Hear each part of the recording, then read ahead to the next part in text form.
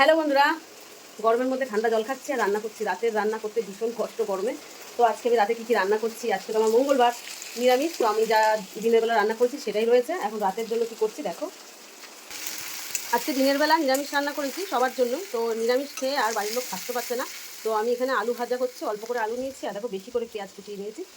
আর আগের দিন ডাল তরকা মানে মুসুর ডাল তরকা খেয়ে খুব প্রশংসা করেছে, তাই আজকে আবারও ডাল তরকা রান্না করেছি। আর রুটিটা আমার আগেই করে নিয়েছি, রুটি করেই আমি হাঁপিয়ে গেছি। তো দেখো গরম গরম রুটি হয়ে গেছে। আর এইদিকে দেখো মেয়ে সন্ধ্যেবেলা টিফিন করেছে। তো দাদাকে ছাড়াও খাবে না, একসঙ্গে খাবে দুই ভাই বোনে। কতটা হোয়াইট পাস্তা বানিয়েছে, তো কখন এটা খাবে আর কখন রুটি খাবে।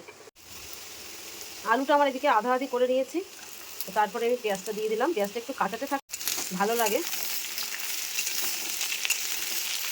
তো আমার ভাত সকাল সকাল রান্না করেছিলাম সেটা সকালবেলা, তো এখনও পর্যন্ত ভালো আছে কিনা ভগবান জানে। যা গরম পড়েছে কোনো খাবার রাখা যাচ্ছে না, খাবার সব নষ্ট হয়ে যাচ্ছে। জানি না কি আছে, নাহলে জল ঢেলে খেয়ে নেবো শুধু ভাত। তো চলো, সবাইকে শুভরাত্রি, বাই।